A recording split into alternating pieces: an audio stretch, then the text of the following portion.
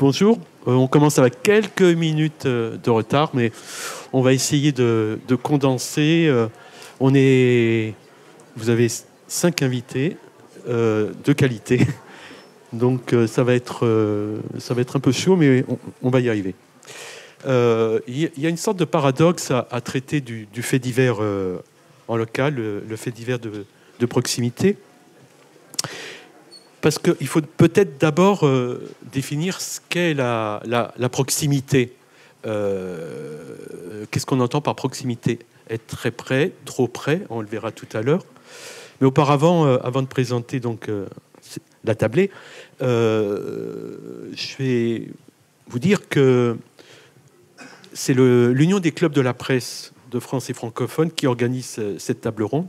Donc nous représentons les clubs de la presse de France, mais pas que. Il n'y en a pas en Navarre, mais il y en a en Belgique et à Beyrouth. Mais je vais laisser au président de l'UCP2F le soin de présenter notre association.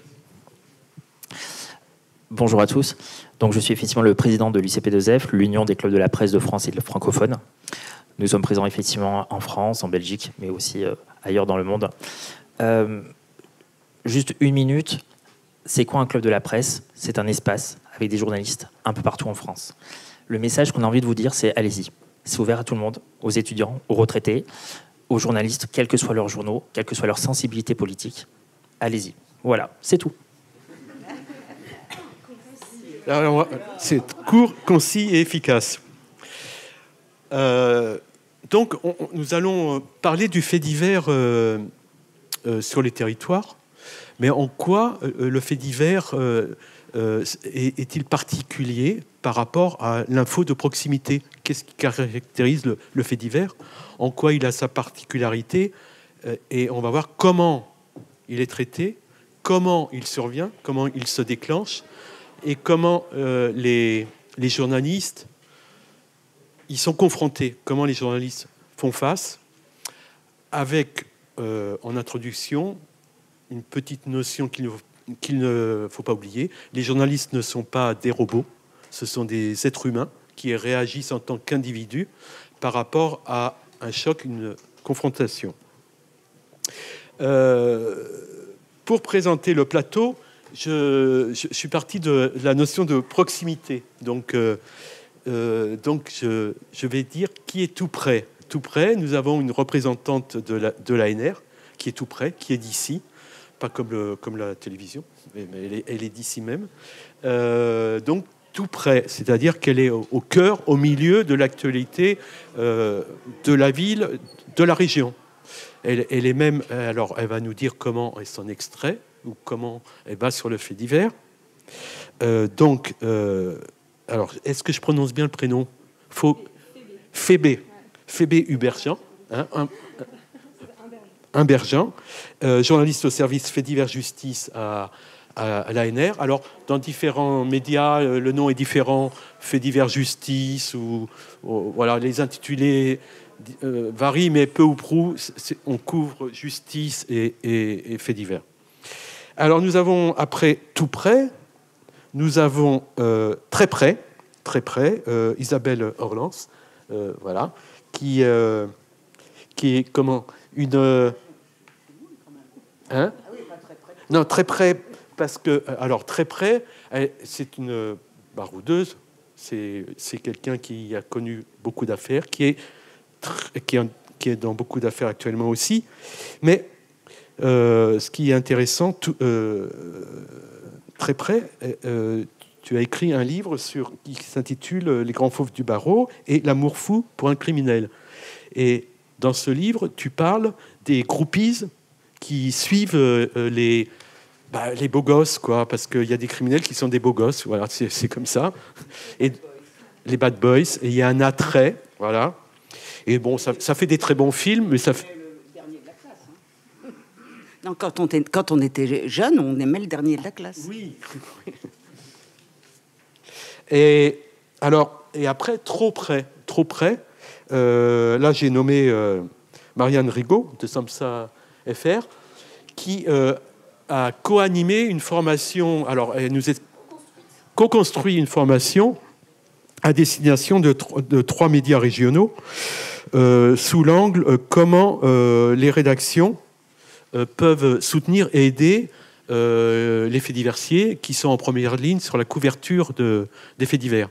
Donc voilà au niveau de la proximité. Ensuite, on va entrer dans le vif du sujet. Alors là, c'était alors tout près, et après très loin, trop loin, avec Frédéric Thiers, qui est un montagnard, et il vient de Savoie. Et donc, il est dans un endroit, la vallée de la Maurienne, où les gens s'occupent à vivre, enfin voilà, à respirer le bon air. Et ici, il ne passe rien, sauf lorsqu'il y a des avalanches. Voilà, quand il y a donc, je sais pas, 4, 5, 10 morts, voilà, une avalanche, ça remonte au national très très vite. Et il y a aussi, comme partout, des affaires de pédophilie, d'agression sexuelle qui défraient la chronique. Ça réveille la vallée, quoi. Voilà, hein, vraiment. Ensuite, il y a donc, je cherche son prénom, oui, Laurent Brunel. Laurent Brunel, lui, je vais le présenter très vite sur la notion de la loi de proximité, ce qu'on appelle aussi la loi du mort-kilomètre. Je ne sais pas si les étudiants qui sont là connaissent cette notion. C'est-à-dire, un blessé ici compte plus que 4 morts ailleurs. Et donc, il enseigne cette loi et d'autres à l'école de journalisme de Lille. Donc, tu enseignes le journalisme de proximité. Je suis responsable pédagogique de la licence pro presse de proximité qui existe depuis 30 ans et qui est à destination de la PHR, presse hebdomadaire régionale, 250 journaux à travers la France, et de la PQR, une 60aine de titres voilà, entre la métropole et les territoires ultramarins. Ceci dit, après avoir fait les études de journalisme, en sachant les notions de déontologie, en connaissant cette notion de kilomètre, comment on fait ? Comment on fait quand on se le prend en pleine figure, voilà, quand le fait divers arrive. Ce qui est intéressant dans la présence de Frédéric Thiers, c'est que, on le verra tout à l'heure, c'est que en fait, il ne fait pas que ça. Il a toute la locale à traiter dans la journée, enfin dans la journée, dans la semaine. Et donc, il y a donc des priorités à établir. Donc, on verra qui décide que le fait divers passe avant tout le reste, mais quand bien même, il y a la remise de médailles à traiter, il y a le conseil municipal à suivre, il y a toutes ces choses-là. On va commencer, pour de vrai. Comment vous retrouvez-vous face à un fait divers ? C'est-à-dire, à quel moment il y a toute une dramaturgie qui se met en place. Il y a des acteurs, vous faites partie des acteurs en tant que journaliste, vous êtes là pour remplir une mission, vous êtes confronté à d'autres personnes qui ont d'autres missions, les enquêteurs, les magistrats. Comment vous mobilisez à ce moment-là ? Est-ce que l'individu reste en retrait ?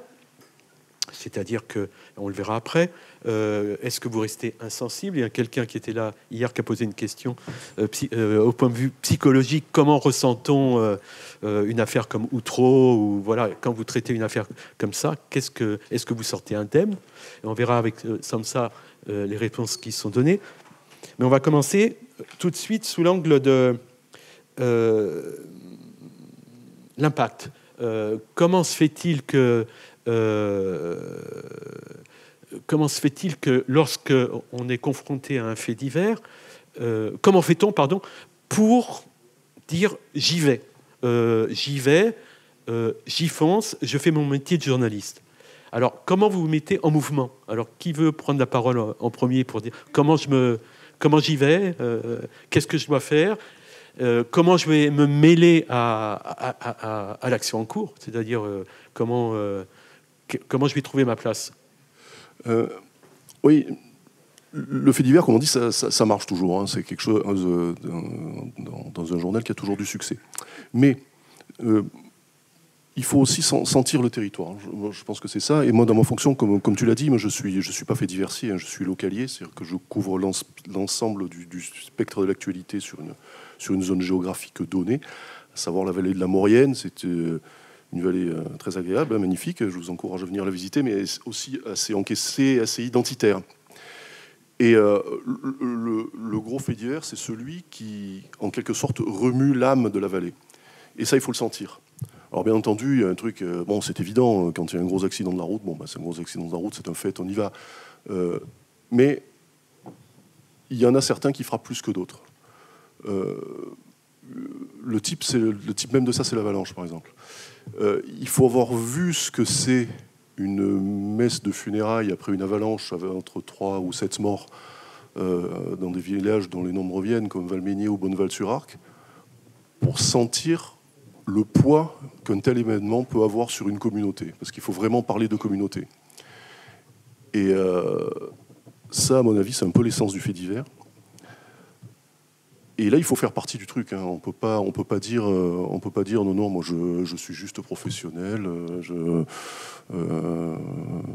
ne trouvez pas en face d'une voiture dont il faut réparer le moteur. Hein. C'est pas ça. Donc, il faut absolument sentir ce que les gens ressentent et il faut quelque part le ressentir avec eux. Alors attention, on n'est pas là quand il y a des morts dans une avalanche. J'ai pas perdu mon fils, j'ai pas perdu ma mère. Hein. Mais il faut avoir cette espèce d'empathie, et même pas un mot assez fort. L'empathie, c'est un terme à la mode, mais il faut le vivre avec les gens parce que c'est quelque chose qui les marque. Voilà.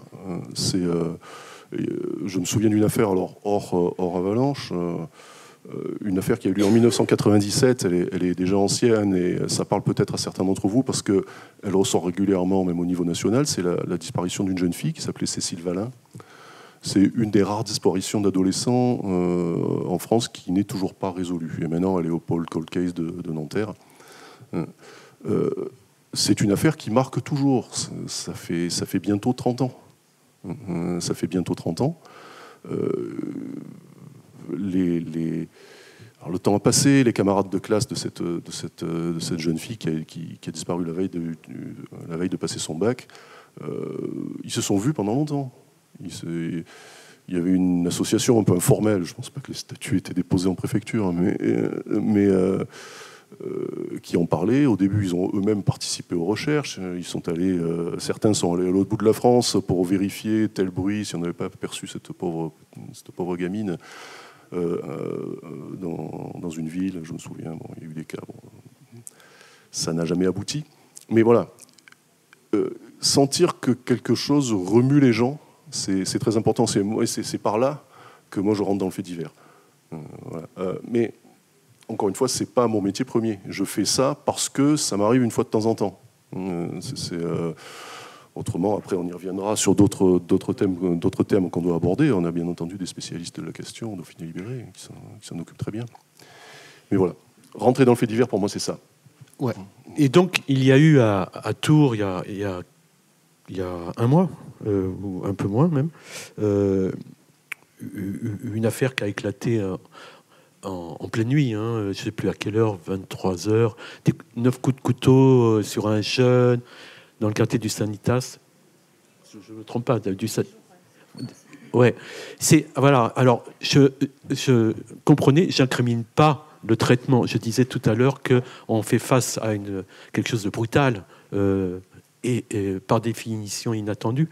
Comment, à la rédaction, donc tu es responsable, tu es au pôle fait divers justice, comment vous avez pris ce sujet en main? Est-ce que vous étiez 5 à vous dire « Ah tiens, tu y vas ou j'y vais moi ?» ou comment vous avez décidé comment vous avez pu traiter ce fait divers?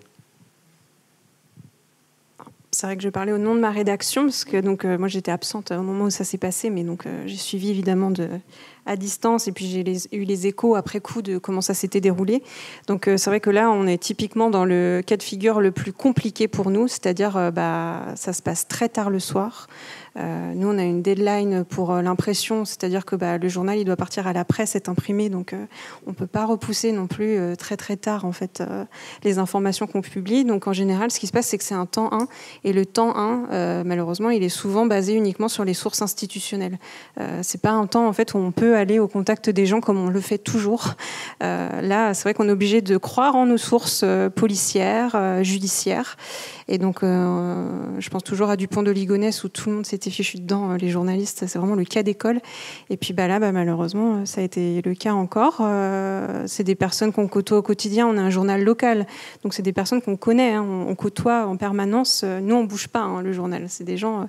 on sait que si on se plante dans nos infos, ça a des dommages sur le long terme pour nous. C'est pas comme des journalistes nationaux qui viennent, qui repartent, et puis c'est pas grave. Nous, voilà, on fait vraiment attention à nos sources, au contact qu'on a aussi avec la population, parce que c'est déjà nos lecteurs, mais c'est aussi les gens avec qui on échange au quotidien. Donc c'est quelque chose qui est vraiment vital et essentiel pour nous.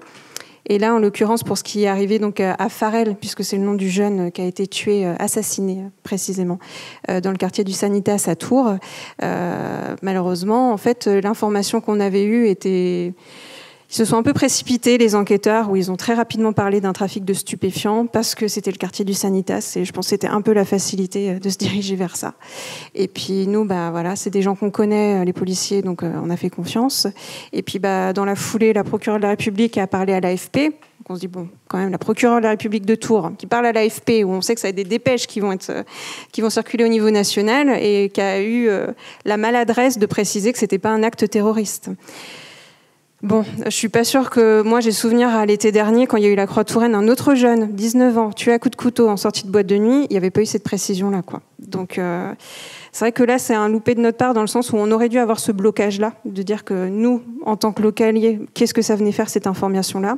Après, d'un point de vue plus général, au niveau national, il fallait quand même se rappeler qu'il y avait eu les coups de couteau à Metz, juste avant, où là, c'était terroriste. Et je pense qu'il y avait cette idée de la part de la procureure de la République de écarter, en fait, justement, cette information-là, plutôt que de stigmatiser un quartier. Mais je peux comprendre que ça a été très mal vécu localement. C'est déjà, j'ai beaucoup parlé avec des travailleurs sociaux, c'est très compliqué déjà pour eux, en fait, d'évoluer dans ce quartier-là, qui est stigmatisé déjà en permanence.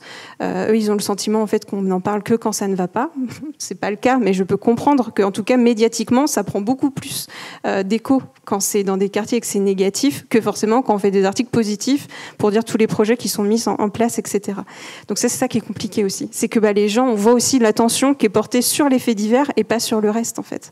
Nous, on essaie d'être quand même exhaustif et puis de parler de tout. Mais voilà, il n'y a qu'à voir sur les réseaux sociaux en termes d'implication des internautes. On voit bien que quand on va parler de l'ouverture d'un projet de classe ou des choses comme ça, ça passe sous silence, alors que voilà, nous, notre papier, il existe. Par contre, voilà, on a parlé des coups de couteau qui est arrivé, en plus, c'était privé, en fait, en plus, le différent. Voilà, ça s'est envolé très vite, quoi. Donc, c'est vrai qu'on est confronté aussi à ça par rapport à l'intérêt des lecteurs, quoi. Je pense qu'il était intéressant d'apporter ces précisions après le banquet citoyen. Isabelle Orlans, des fois, on se retrouve embarqué dans le fait divers avec les enquêteurs. On se retrouve en plein milieu, on est en première ligne. On l'a un peu cherché, quand même. Non. Pas du tout, non. Est-ce que tu peux nous raconter cette aventure journalistique ? Oui, alors je préciserai d'abord, en appoint de ce que vient de dire Phébé, pardon. C'est que effectivement, quand un fait divers survient la nuit, souvent nous n'avons pour interlocuteurs que les policiers, parfois les pompiers. Tout dépend évidemment de l'événement. Enfin, les pompiers sont souvent là. On a aussi pour source le SAMU, qui est très important. Et puis, policiers, gendarmes, évidemment. Parfois procureur. Mais c'est vrai que on va avoir le lendemain la possibilité d'élargir nos sources, et c'est là où on peut parfois se prendre les pieds dans le tapis. Donc on est toujours soumis à une règle d'or qui est suis-je manipulé ? Bon, voilà. Alors, s'agissant de l'anecdote à laquelle Richard faisait référence, oui, on peut être extrêmement vite embarqué dans un fait divers. Et ce fut mon cas. Je vous parle d'une époque où il n'y avait pas Internet, pas les réseaux sociaux. Ça se passerait évidemment plus du tout comme ça aujourd'hui. Mais il s'avère que lorsqu'on a des contacts policiers, gendarmes, pompiers, etc., on les arrose, entre guillemets, c'est-à-dire qu'on leur offre des bouteilles de champagne et des chocolats à Noël, etc. Bon, bref, on a de très bons rapports avec eux. Et moi, j'étais à l'époque à Reims et je couvrais les faits divers. J'avais de très bons rapports avec la PJ de Reims, au point qu'avec un magistrat, enfin 2 magistrats et la PJ, un magistrat qui est actuellement procureur général, il a fait une belle carrière, on sortait souvent. Et un soir, on est allé en boîte, on allait encore en boîte à l'époque, je ne sais pas si ça se fait toujours, et d'un seul coup, il y avait des mecs de permanence, alerte générale, un policier venait d'être assassiné dans une voiture de police, il était en fonction, etc. Bon, on se rend sur place, c'était à 300 mètres de la boîte de nuit, donc on arrive en plein drame absolu avec le sang qui giclait, etc. Et donc là où je veux en venir, c'est que l'empathie dont parlait Frédéric, c'est quelque chose qui nous gagne et qui nous quittera jamais. Bien sûr, ça dépend des personnalités. Moi, je suis une empathique puissance 100, donc c'était très embêtant parce que effectivement, un peu éponge. J'ai un côté éponge. Et d'ailleurs, je dis souvent à mes étudiants à Dauphine qu'il faut surtout pas être comme moi. Mais donc, du coup, je me suis trouvée embarquée dans cette affaire au point de rechercher. Il a vite été identifié, l'assassin, il s'appelait Patrice Hannen, et je me suis trouvée à faire du porte-à-porte avec les policiers, avec la photo de Patrice Hannen, la photo d'identité judiciaire, c'était un grand braqueur, et voilà quoi. Ce qui m'a valu un scoop. Parce que le jour où Patrice Hannen a été arrêté à Paris, la PJ m'a prévenu en premier et j'ai grillé l'Union de Reims. J'étais à l'Est républicain à l'époque. J'ai grillé l'Union de Reims. Voilà, l'Union avait en bandeau Patrice Hannen, une piste à Paris, point d'interrogation. Et moi, j'avais la photo de Patrice Hannen arrêté à Paris. Voilà, bon, c'est pour vous dire qu'on peut être vite embarqué dans ce genre de choses. Et je terminerai très brièvement par une autre chose, une question que vous posiez, Richard, c'est comment choisit-on un fait divers ? Une très brève anecdote encore. J'étais aux éditions du Havre de Paris-Normandie, lorsque le téléscripteur, une chose que certains d'entre vous ont connue, mais qui reste un mystère pour les étudiants qui nous écoutent, le téléscripteur fait ding, ding, ding, ding, ding, ça signifiait l'urgent. Urgent AFP.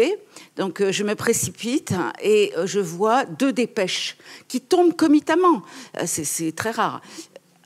Un enfant retrouvé noyé dans une rivière dans les Vosges, et 2, un enfant assassiné par balle, abattu par balle, il s'avérera que c'est un assassinat, tué par balle à Rouen.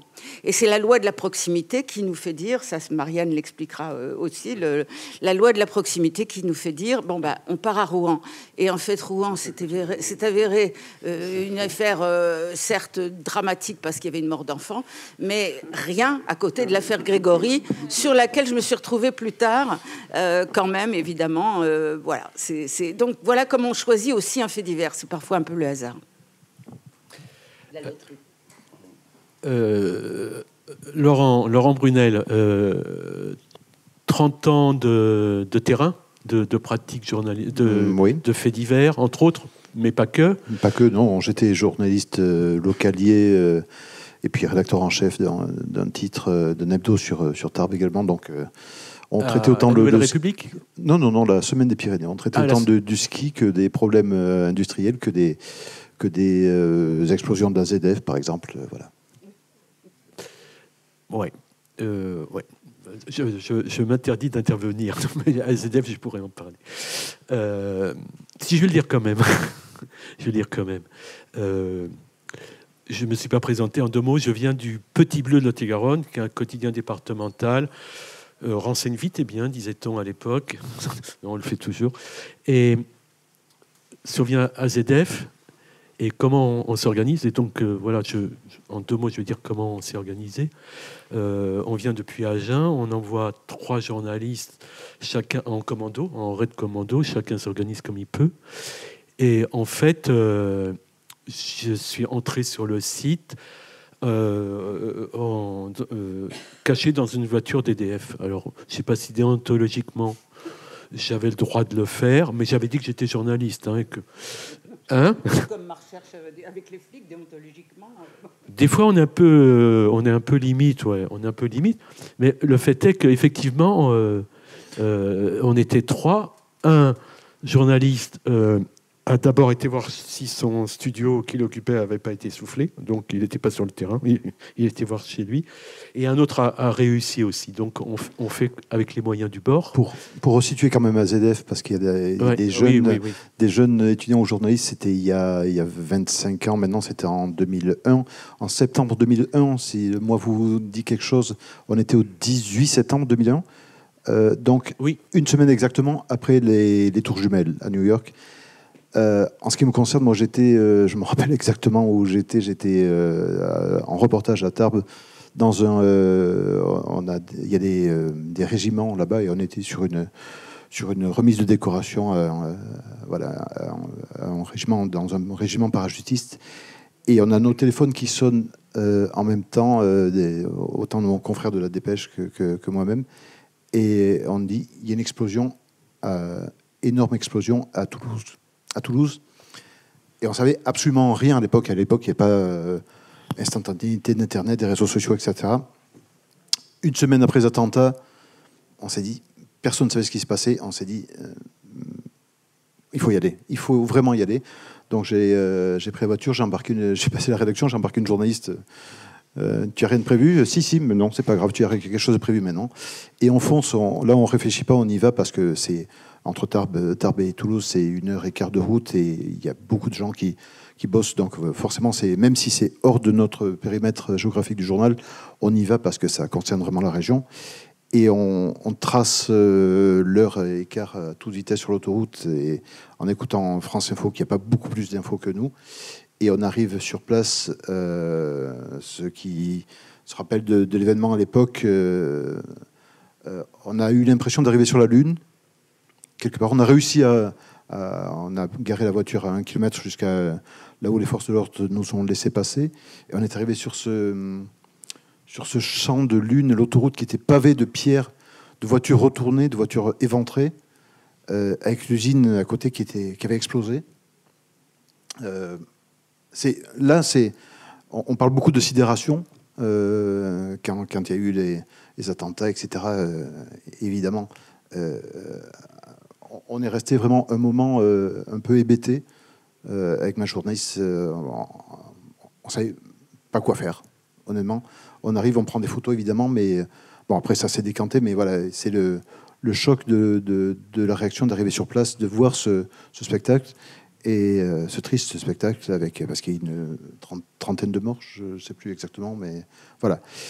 Voilà tout ça, je ne sais plus pourquoi. Je disais, AZF, donc c'était une explosion. C'était une explosion d'une usine chimique. Oui. C'était complètement accidentel. Oui. Une erreur de manipulation toute bête, voilà. Non, on disait, la question était comment on se mobilise, comment on fait, et qu'est-ce qu'on rapporte, qu'est-ce qu'on engrange.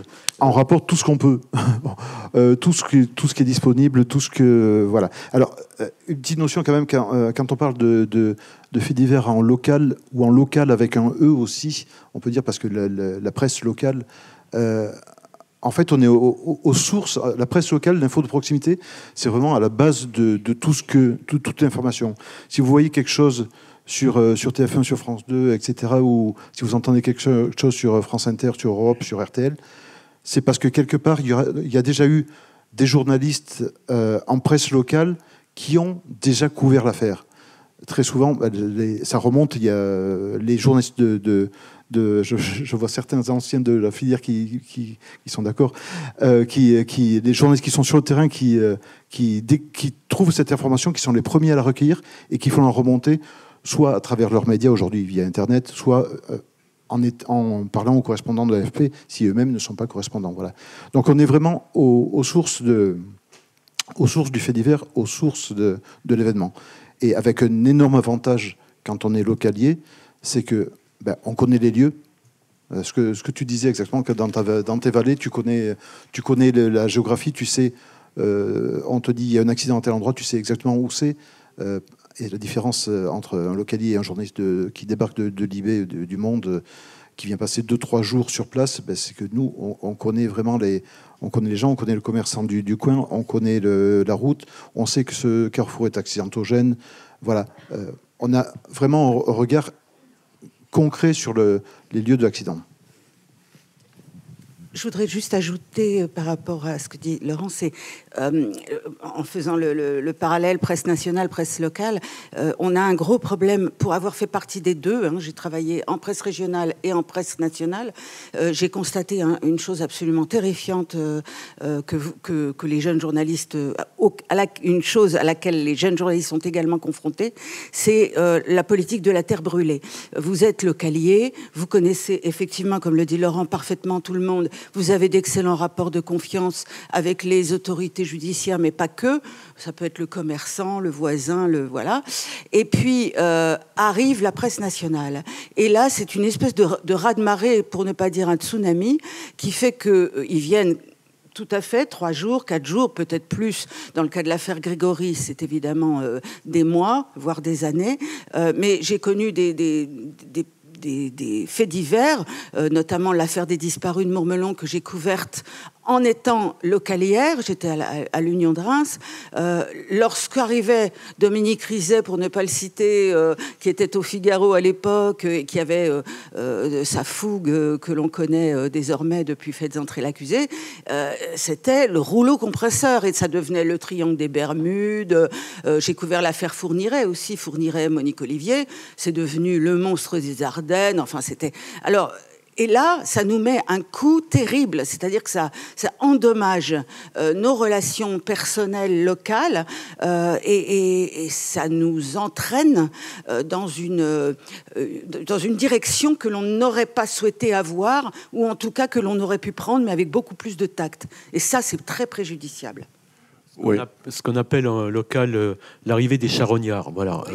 Alors, en oubliant que parfois, on se comporte des fois, on se comporte des fois aussi un peu en charognard, mais on le dit pas, surtout pas. Oui, alors la difficulté, là, pour rebondir là-dessus, c'est que pour nous, il vaut mieux avoir bouclé l'affaire avant que les confrères de Paris arrivent, hein, parce qu'une fois qu'ils sont là, ça devient beaucoup plus compliqué. C'est parfois difficile, parce qu'on en reparlera sans doute, mais le contact avec les sources a changé en quelques dizaines d'années. Hein. Moi, quand j'ai commencé comme journaliste, un adjudant de gendarmerie qui commandait une toute petite brigade dans un village de 1500 habitants, il parlait sans difficulté aux journalistes du coin. Hein. C'était... Aujourd'hui, non, tout ça est régi par des principes de communication. Même au niveau d'un capitaine qui commande une compagnie, ça ne marche plus. Il faut aller jusqu'au colonel qui commande le groupement. Et moi, je n'ai pas le contact avec lui, hein, c'est mon collègue de Chambéry. Donc ça devient beaucoup plus compliqué. Par ailleurs, les journalistes parisiens ont parfois un avantage sur nous. C'est que eux, ils passent un coup de fil directement à la cellule com du ministère de l'Intérieur et on va leur donner des infos. J'ai un exemple récent, une avalanche qui a fait 4 morts, 4 Norvégiens vers chez moi. Vous allez me dire, des avalanches, j'en ai vraiment beaucoup, mais c'est vrai. On n'avait pas d'infos et les journalistes de Paris l'avaient. Alors, l'AFP Paris avait eu des infos. Malheureusement, elles étaient biaisées. Je ne sais pas si c'est la journaliste qui a mal compris ou le communicant du ministère qui a mal compris ce que lui ont dit les hommes de la base. C'était norvégien. Sur l'AFP, c'est sorti des Néerlandais. Bon, c'est des choses qui peuvent varier, mais en attendant, ça arrive quand même que les contacts parisiens, parce qu'il y a une espèce de connivence qui est tout à fait normale, parce que c'est celle que nous, on essaye de définir et d'entretenir au niveau local. Hein, donc, on va pas non plus... mais ça arrive que ça puisse nous porter préjudice, et ça nous porte encore plus préjudice quand ils sont là, Parce que là, il y a encore une fois, toute notre société est devenue beaucoup plus policée, beaucoup plus organisée qu'il y a quelques dizaines d'années. Et quand il y a beaucoup de journalistes, il y a des gens pour s'occuper des journalistes. Alors on vous met des rubalises pour savoir à quels endroits vous avez le droit de vous tenir et quels endroits vous n'avez pas trop le droit de vous tenir. Et malheureusement, vous êtes journaliste local, mais vous vous trouvez embarqué comme les nationaux, comme quand il y a une visite du président de la République. Hein, pof, pof, pof. Voilà. Alors des fois, ça arrive au point où il faut même éviter de revêtir le costume du journaliste. Moi, ça m'est arrivé des messes de funérailles après des gros accidents. Et comme c'était tendu, que les familles voulaient pas de presse, les journalistes étaient parqués.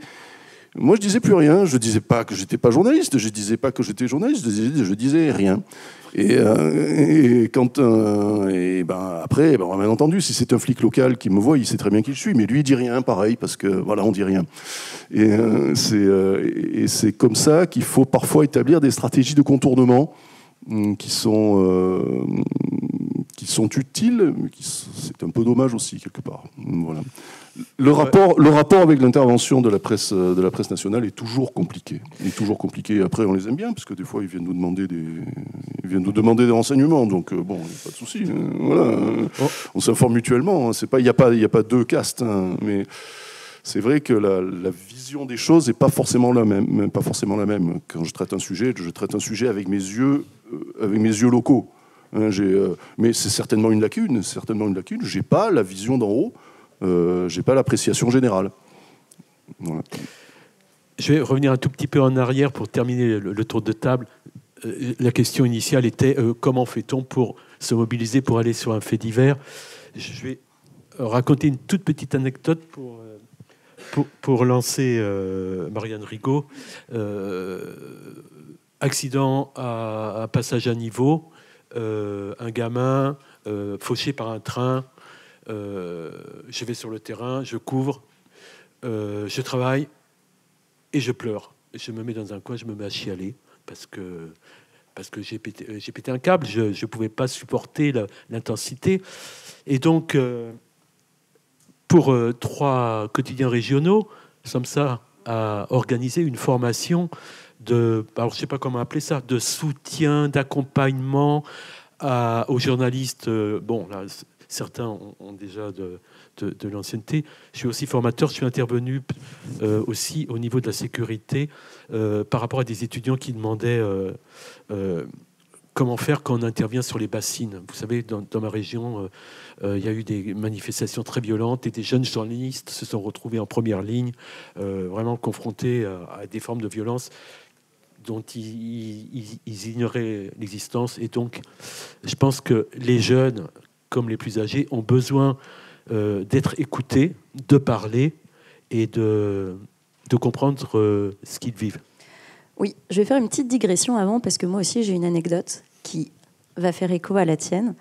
Donc, j'ai été étudiante à l'ESJ Lille entre 2008 et 2010. À l'époque, l'école avait un partenariat avec Nord-Éclair pour faire des permanences de faits divers en tant qu'étudiante. Quelqu'un a déjà fait ça ou pas ? Ok. Alors, ce que je vais raconter est lunaire. En fait, quand j'y repense, et figurez-vous que je viens d'y penser maintenant, ça fait 15 ans que je n'ai pas pensé à ça. Et je vais donc vous raconter comment j'ai vu mon premier mort. Et j'étais pas prête. Hein.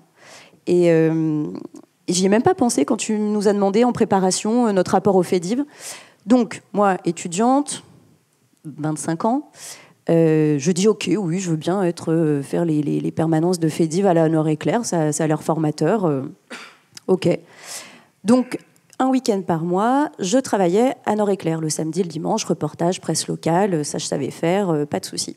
Mais en plus, du vendredi soir au lundi matin, donc 3 nuits, on me remettait, j'avais la responsabilité donc des faits divers, et on me remettait le vendredi soir des clés de voiture, un téléphone, et la consigne était, si ça sonne, tu décroches, tu y vas.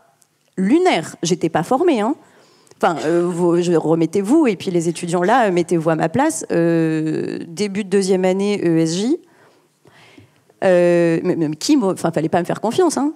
Et Alors, il se trouve que j'avais pas de chance. Donc, la consigne était, si ça sonne, t'y vas. Il fallait aussi appeler. Donc, le samedi matin, le dimanche matin, on me donnait des paquets de journaux. Je prenais ma petite voiture et j'allais voir les pompiers, distribuer les journaux, faire de bonnes relations. Bonjour, c'est Nord-Éclair, coucou. Et sinon, ça va? Oui, ça va. S'il y a quelque chose, on vous appellera. Je devais aussi les appeler à la mi-journée. Et sinon, il n'y a toujours rien. Non, il n'y a toujours rien. On vous appellera. OK. Et une nuit, mon téléphone sonne. 2 du mat. Bonjour, c'est les pompiers. OK. On a quelqu'un qui se noie là dans la Deule. Sauvez-le avant de m'appeler. C'est peut-être pas la priorité. Non, venez. OK, j'arrive. Donc je m'habille, je prends mon téléphone, les clés, la voiture, j'y vais. Donc, moi, je connais pas bien l'île encore à l'époque, mais je sais qu'il y a la Deule, donc la rivière qui passe, voilà. Et donc, il y a la copine du monsieur qui est en train, qui s'est noyé, qui est là et qui pleure. Je suis absolument pas formée, moi, pour aller l'interroger. Le photographe de Nord-Éclair arrive, parce que lui aussi, il a pour consigne de venir faire des images, parce qu'on va faire un sujet, quoi. Lui, il est détente, hein. Donc, il a 40 ans. Il fait ses photos et moi je suis figée. Enfin, je me sens pas du tout d'aller parler à cette fille qui pleure, qui a donc vu son ami. Je crois qu'ils se sont embrouillés. Donc lui, pour se calmer, il a sauté dans l'eau pour je sais pas, se rafraîchir les idées. Je ne sais pas. C'est très flou.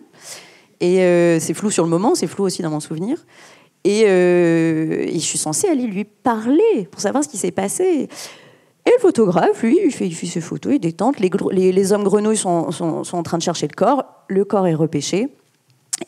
Et donc là, je vois, moi, pour la première fois de ma vie, quelqu'un qui est mort. Enfin, j'étais pas prête.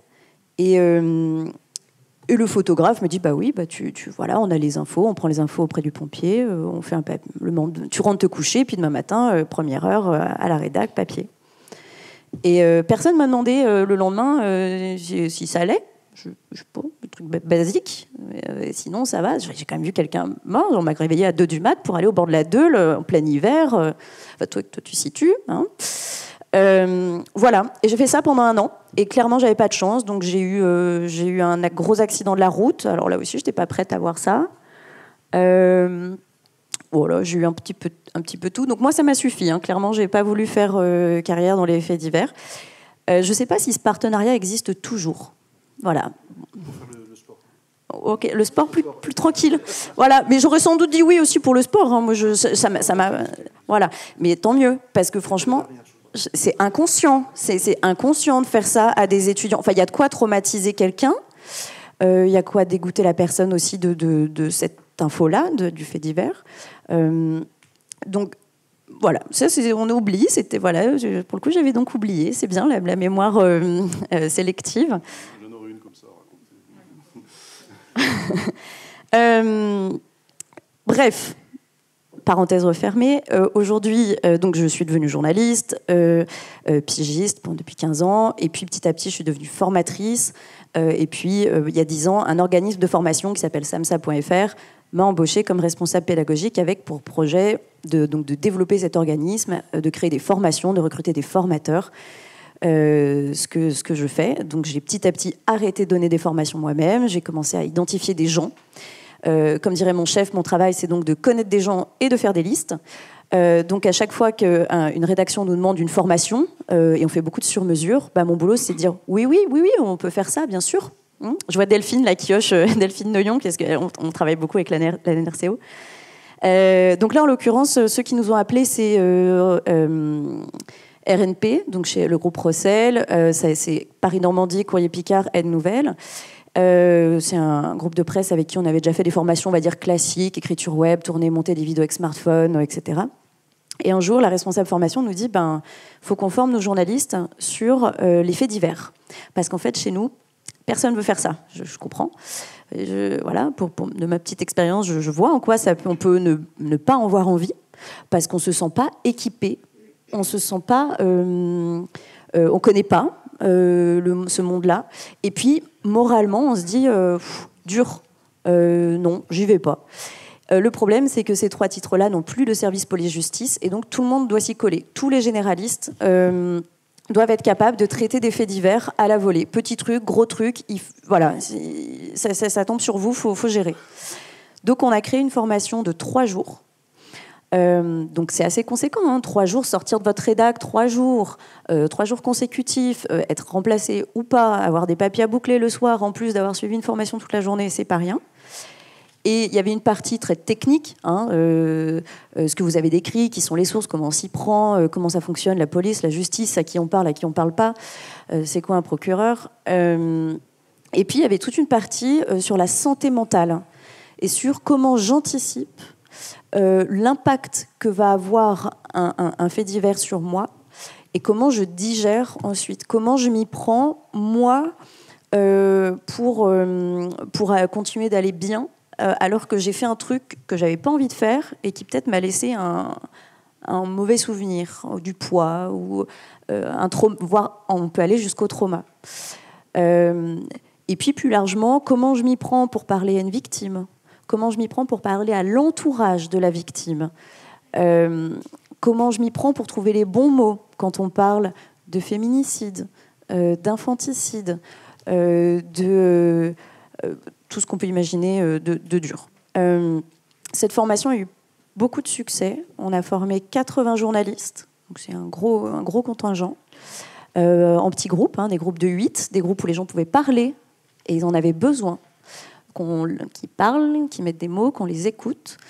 Cette formation va faire partie maintenant du socle des formations de base quand on arrive dans ces 3 titres-là, donc Paris, Normandie, Courrier, Picard et Nouvelles, parce que c'est devenu quelque chose d'extrêmement nécessaire, primordial chez eux.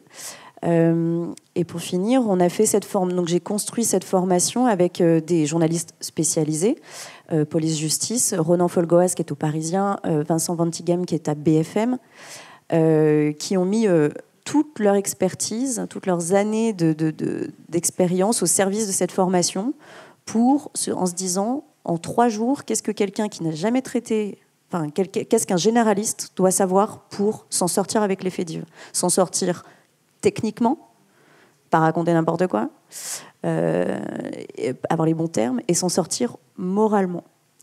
Ça a fait beaucoup de bien à ces journalistes, et ça pourrait faire du bien à plein d'autres. Oui. C'est une formation, c'est une formation en fait sur un terrain régional, mais après les attentats de 2015, les consoeurs et les confrères dits nationaux, eux aussi ont subi. Alors, on a eu un rétex, enfin on a eu une prise en charge psychologique. Hein. Oui, il y a eu des prises en charge. Après le 9 janvier, la fin de l'épisode de janvier, et après... oui, mais certains journalistes se sont retrouvés un samedi, là je parle aussi des manifestations de Gilets jaunes, hein, se sont retrouvés en première ligne à couvrir des événements. Ils étaient envoyés comme tu l'as été. Voilà, t'es de Perm, vas-y. Et le fait de couvrir les manifs des Gilets jaunes, de revenir le lundi à la rédac et d'entendre les consoeurs, les confrères, de parler des barbecues et de parler du merveilleux week-end qu'ils ont passé, alors que certains journalistes ont vécu en première ligne des choses très dures, ça existait aussi.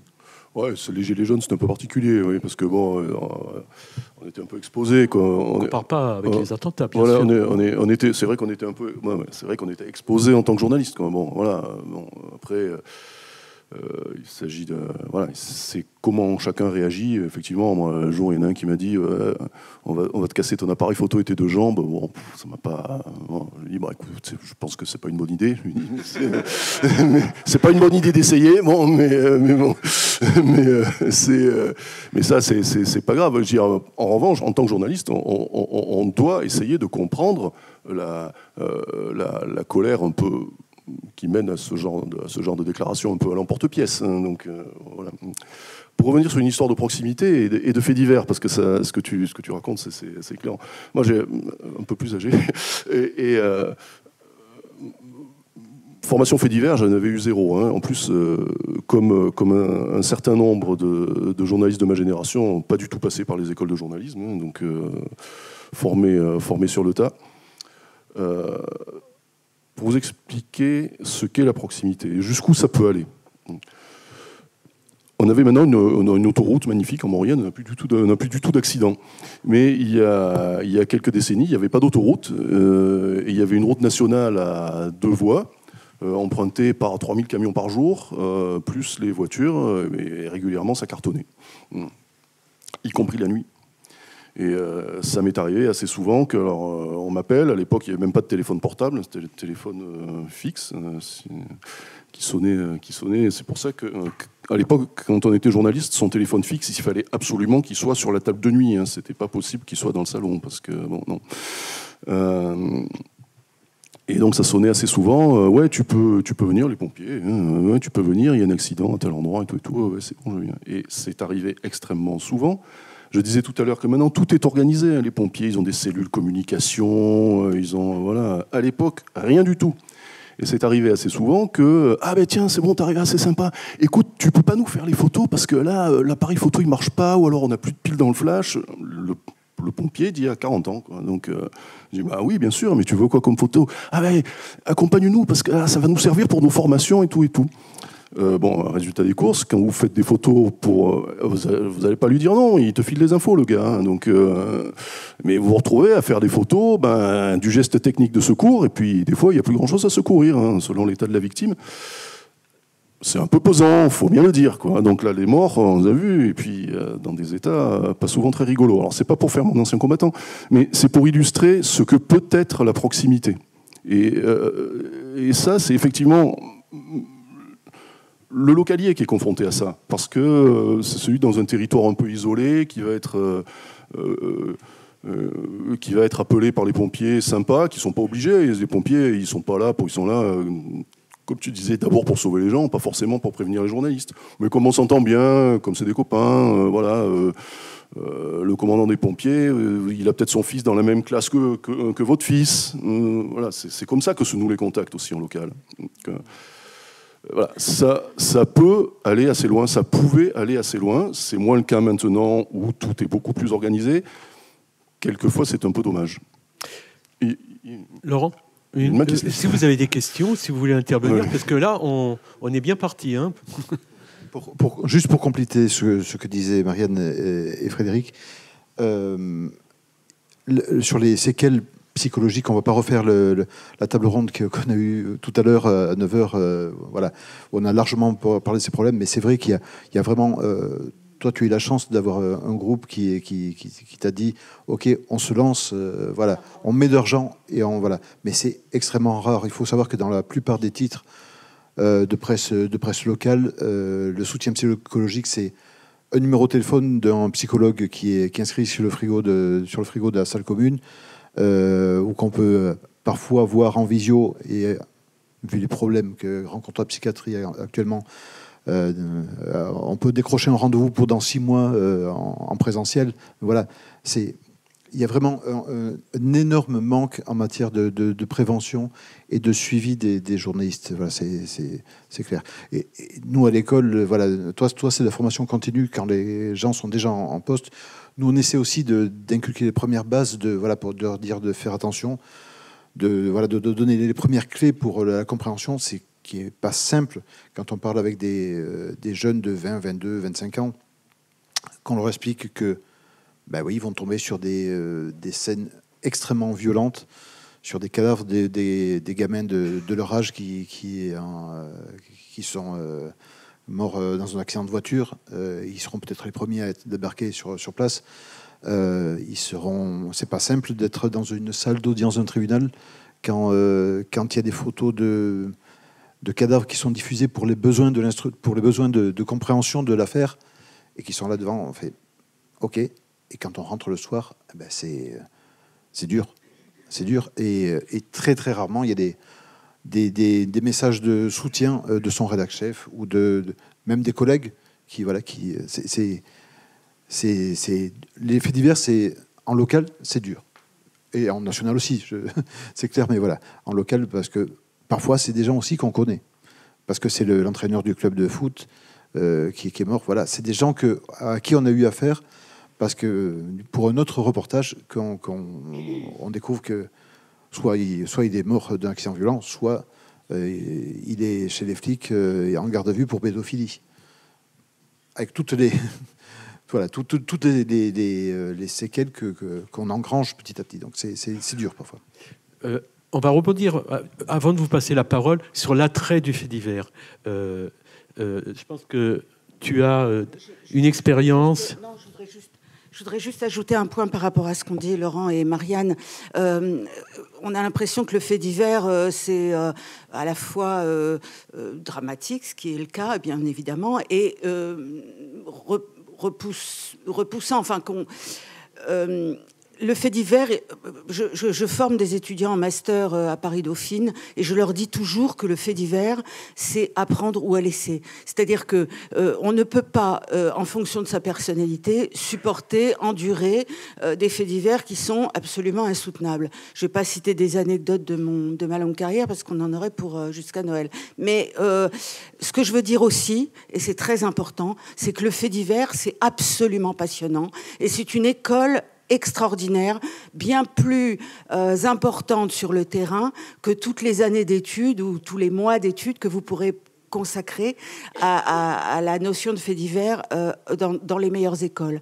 Ce que je veux dire par là, c'est que l'école du fait divers vous donne toutes les ficelles de la débrouillardise. J'ai travaillé très longtemps comme grand reporter sur des terrains de guerre, de Sarajevo pendant la guerre des Balkans jusqu'à la guerre au Rwanda. Je peux vous assurer que si je n'avais pas été à l'école de terrain du fait divers, je ne m'en serais pas sortie. Et bien sûr qu'au lac Kivu ou à Kigali, j'ai vu des horreurs absolues, hein, des têtes tranchées à la machette.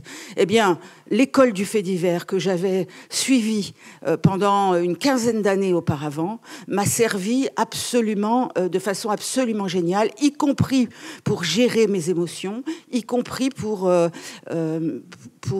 apprendre à canaliser mon empathie. Et ce que je veux dire aux étudiants qui sont là, c'est que le fait divers, c'est pas si rébarbatif qu'on le dit, c'est pas les chiens écrasés, c'est pas, vous voyez, cette rubrique un peu ragoûtante qu'on donnerait à la jeune génération. Non, c'est une formidable école de vie et d'apprentissage du métier. Donc voilà, je voulais juste vraiment préciser ça, c'est important que vous le sachiez, je crois.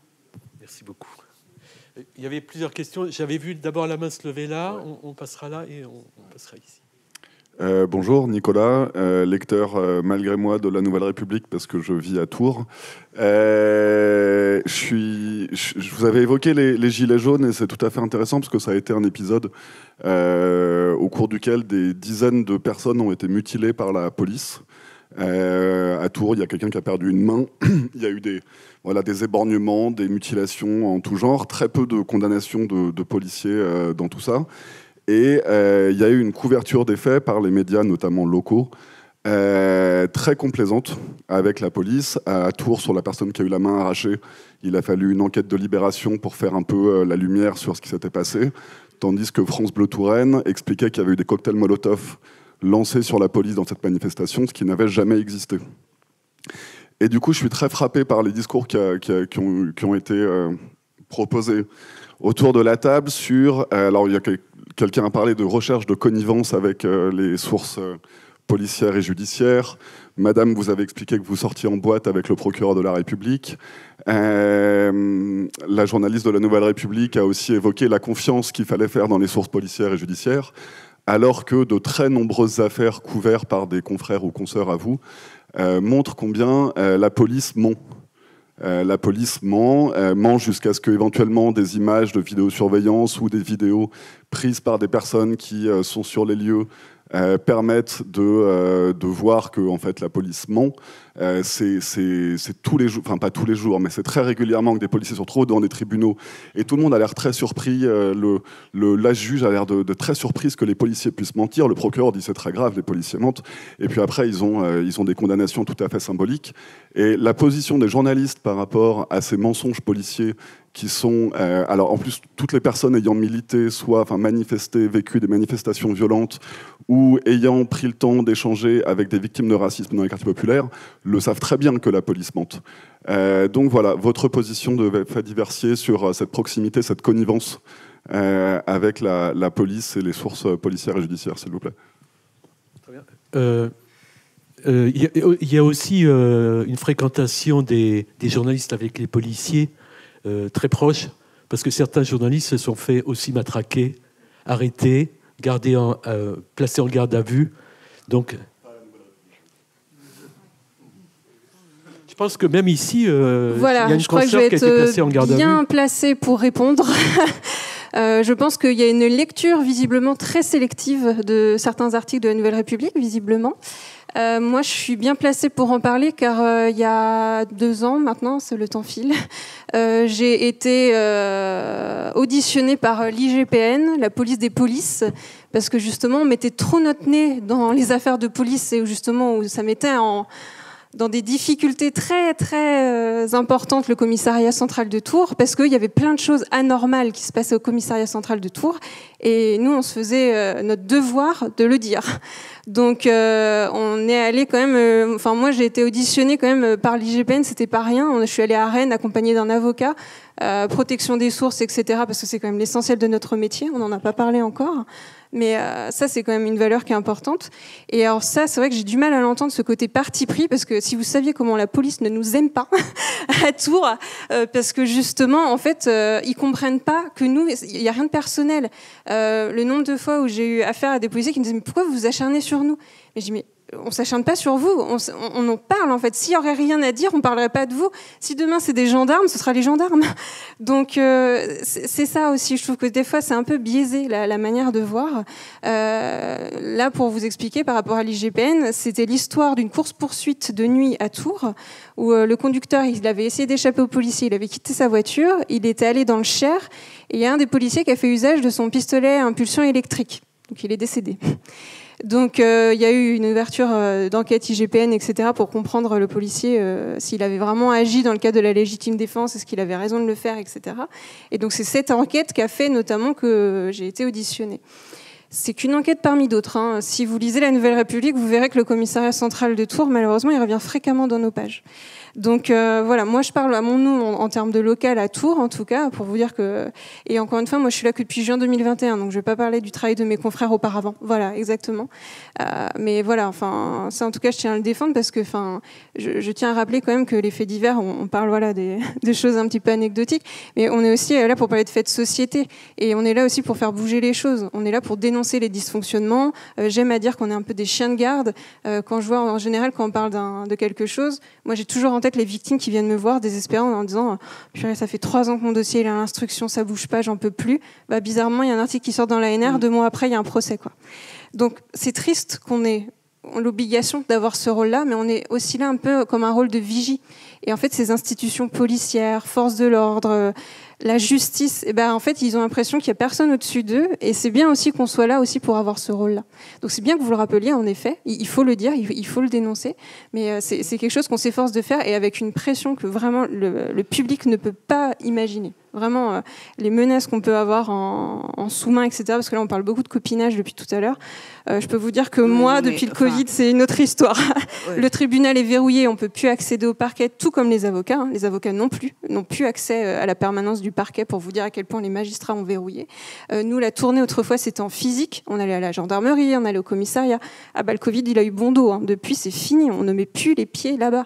Donc, pour moi, c'est surtout de la confiance plus que du copinage, en fait. C'est qu'on va avoir des sources non officielles, mais qui font partie des forces de l'ordre, des secours, etc., et qui nous font confiance à nous, en tant qu'individu, en tant que journaliste professionnel, par rapport au travail qu'on fournit. Demain, on se plante, vous pouvez être sûr que la personne va dire « mais moi, je ne travaille pas avec quelqu'un comme ça, en fait, vous n'êtes même pas capable de faire du bon travail ». Donc, c'est aussi là où il y a l'importance de cette rigueur qui est indispensable, à la fois pour le public, parce qu'on doit une information vérifiée, corroborée, etc., mais aussi pour les gens qui nous parlent. Enfin, je veux dire, on est ridicule si on transmet des informations qui sont fausses. Donc, c'est pas dans notre intérêt non plus. Et ça, voilà, je tiens à le rappeler, parce que c'est vrai qu'il y a certaines choses que je peux entendre où je me dis que des fois, les gens, ils n'ont pas conscience du travail que c'est. C'est vrai que moi, j'ai la chance d'être fait diversière, chroniqueuse judiciaire, mais on fait aussi de l'enquête, de l'investigation. Et ça, les gens aussi, parfois, ils s'en rendent pas compte. On fait pas que des incendies, des accidents, etc. Ça, c'est le show parce que c'est le quotidien. Mais voilà, on a toute une palette qui est beaucoup plus large que ça, quoi. Je voulais préciser qu'effectivement, le discours politiquement formaté, l'apolissement, moi je ne l'entends pas, parce qu'il y a des policiers qui mentent et il y a des policiers qui ne mentent pas. Hein. Ça, voilà, en tout, il y a des journalistes qui mentent, des étudiants qui mentent, des étudiants qui ne mentent pas, des étudiants qui mentent. Comme j'ai été mise en cause, je vous réponds. L'anecdote que je vous citais à propos du procureur et des flics de la PJ date de 1984. Donc vous n'étiez même pas encore en projet de gestation. Donc vous ne pouvez pas comprendre ce genre de relation qui existait à l'époque de l'absence de réseaux sociaux, d'Internet, de moteurs de recherche de tout poil qui n'existaient pas. On était obligé d'aller au contact. Et pour aller au contact avec des gens qui logiquement ne nous aiment pas trop, on était bien obligé d'utiliser tous les moyens et de payer des verres. Oui, ça se faisait, ça ne se fait plus, hein, je vous rassure, on n'est plus du tout dans cet univers-là. Et pour avoir été placé en garde à vue, pour avoir été interrogé, pour avoir été assez maltraité par de nombreux flics, mais pas tous, je vous dirais que la police et le journalisme ne font pas bon ménage. Donc, pour avoir couvert aussi les Gilets jaunes, je peux vous dire qu'on dénonçait régulièrement les coups de matraque, les grenades désencerclantes, etc. Enfin bon, bref, on a fait notre job du mieux que l'on pouvait, parce que ça a été rappelé par des gens qui étaient vraiment au front. C'était pas la guerre, mais enfin ça y ressemblait quand même, avec des tirs de tous les côtés, particulièrement à Paris, où vous étiez sur une artère avec des gilets jaunes et vous aviez de chaque côté, dans les rues adjacentes, des flics qui vous lançaient des grenades. Donc on en prend aussi, c'est pas le casque presse et le gilet qui va changer les choses. Donc c'est pour vous dire que non, on n'est pas de connivence, c'est pas vrai, on est même mal aimé par la police, mais on a quelques contacts privilégiés et sans cela, on ne pourrait pas faire notre boulot. Et parmi ces contacts privilégiés, ben on choisit. C'est-à-dire qu'on ne choisit pas les ripoux, on ne choisit pas les flics dégueulasses qui matraquent, qui crèvent les yeux d'un manifestant, on choisit les meilleurs. Voilà, c'est tout ce que je voulais ajouter. Sur ce point, je vais intervenir à mon niveau. En Lot-et-Garonne, c'est la province profonde à l'époque. Donc, moi, je suis le plus ancien. Donc, voilà. Les affaires d'inceste, de pédophilie, les agressions sexuelles, ça sortait pas des familles, ça sortait pas du tout. Et ouais, il y a eu de la connivence entre la police et la justice, c'est sûr, et les journalistes. C'est que je peux dire qu'on était animés par la même volonté de faire bouger les choses, de faire sortir les affaires, que les enfants ou que les femmes ne soient pas maltraités. Oui, on était de connivence là-dessus. Alors, je veux bien qu'on s'arrête avec un point de vue. Tout à l'heure, je parlais aussi des journalistes qui se sont fait bien taper sur la figure. Je ne vais pas parler de la mobilisation des journalistes parce que je n'ai pas la casquette syndicaliste, mais les journalistes se sont mobilisés contre des lois liberticides. Donc je veux bien, on écoute votre point de vue, mais sachez qu'il y en a beaucoup d'autres aussi. D'autres questions ? Oui, bonjour, moi j'ai une question très pratique. Je suis étudiante en journalisme et on doit faire un stage en PQR à l'été. Donc on choisit pas forcément de tomber sur du fait divers ou pas. Est-ce que c'est possible de se protéger de la situation dont vous avez parlé tout à l'heure ? Si oui, comment ? Et sinon, comment est-ce qu'on peut ensuite réagir ? Enfin, voilà, c'est un... Alors, se protéger, c'est possible avant, donc de savoir là, je peux tutoyer, que tu vas potentiellement être confronté à toute une panoplie de situations potentiellement difficiles. Donc déjà, le savoir, c'est bien, c'est un bon point de départ. Discuter avec les journalistes de la rédaction dans laquelle tu vas être en stage. Donc il y a des choses que tu peux faire avant. Tu peux aussi lire des choses sur les mécanismes du trauma, les mécanismes de la sidération, ce qui fait que quand on est confronté à un truc vraiment inattendu, énorme, surprenant, on va se figer, on en perd un peu ses moyens. Donc tout ce qui relève de la sidération, de comment réagit, tu peux lire des choses sur comment réagit notre cerveau face à un danger, face à une grande peur. Ça va te permettre de comprendre comment on fonctionne là-dedans et d'être un petit peu plus, peut-être comprendre comment toi, comprendre ce qui va se passer en toi quand tu te retrouveras dans cette situation. Il y a des choses que tu peux faire pendant, il y a des choses que tu peux faire après. C'est exactement ce dont on a parlé à 9h avec Olivia Hicks, Hicks. Elle est... on la trouve, ouais. Elle explique assez bien ça. Elle est à l'AFP en tant que médecin du travail. Donc elle aide les journalistes à se protéger avant, pendant, après. D'ailleurs, elle expliquait que l'AFP avait été la seule rédaction à faire une formation avant le procès de Mazan. Donc pas juste gérer l'après, les psychotraumas a posteriori, mais faire de la prévention pour dire voilà, ça va être dur. Voilà ce qui va se passer dans votre tête, voilà ce qui va se passer dans votre corps, voilà comment gérer ça. Il y a des trucs, oui, il y a des trucs. Alors elle nous a parlé de MDR, ça te parle pas, on peut faire de la sophrologie. On peut faire des choses pendant le moment où tu traites, donc qui va jusqu'au moment où tu rends ton article, et puis il y a des choses que tu peux faire après. Je te donne un exemple. Elle a parlé de visualiser, par exemple, les portes que tu fermes. Tu as eu une journée horrible, tu as dû traiter un fait div, ça t'a marqué, tu te sens pas bien. Tu pars de la rédac, tu fermes la porte de la salle. Tu sors du bâtiment, tu fermes la porte du bâtiment. Tu vas dans le métro, tu fermes la porte du métro. Tu arrives chez toi, tu refermes la porte. Tu as fermé au moins 4 portes. Tu as mis de la distance entre ce qui s'est passé au travail, c'est un travail, et toi, une fois que tu es sorti de là et que tu es dans ta sphère personnelle. Donc il y a plein de choses. Et c'est bien de te poser ces questions-là maintenant, plutôt que d'attendre d'être dans le mal. Je donne un autre exemple de formation. C'est pas de la presse locale, mais j'ai envie de citer cette rédaction parce que c'est super ce qu'ils font, c'est TF1. Je n'aime pas spécialement TF1, mais il se trouve que envers leurs journalistes, ils sont assez proactifs. Ils ont demandé à SAMSA une formation, enfin c'était un appel d'offres qu'on a gagné, se protéger lors du visionnage d'images violentes. Donc des gens qui travaillent en news, qui sont monteurs, qui sont en charge des achats des images internationales. Donc ils reçoivent des images, ils savent pas, ils doivent dérocher, ils savent pas ce qu'ils vont regarder. Hein. Est-ce que c'est décapitation ? Alors on pense beaucoup décapitation quand on pense images violentes. Et là où c'est intéressant, TF1 a vraiment englobé, on va dire, la violence du monde, les phénomènes météorologiques extrêmes, les violences sexuelles et sexistes. Et ils ont demandé qu'on puisse former leurs journalistes pendant une journée sur comment je fais quand je dois regarder ces images pour arriver à mettre un peu de distance. Et c'est avec Arte les 2 seuls rédacs à ma connaissance qui ont fait ça pour leurs journalistes. Donc il existe des choses qui se mettent en place à l'échelle des rédacs ou aller chercher du soutien en dehors. Chez Audience, par exemple, auprès de pigistes, auprès de psys, de gens qui ont réfléchi ou écrit sur la question. 2 choses. D'abord, ne pas oublier ce qu'a dit Isabelle tout à l'heure, c'est que le fait divers est extrêmement formateur. Même s'il est dur, il est extrêmement formateur. Si tu sais te débrouiller dans du fait divers, tu sauras faire de la politique, tu sauras faire de l'international, tu sauras faire n'importe quoi. Parce que le fait divers, il te pousse à aller vite et très bien. Parce que c'est un truc, tu peux pas te louper, tu peux pas raconter de conneries. Derrière, il y a des sanctions, y compris judiciaires à la clé. Hein, donc, il faut faire très gaffe.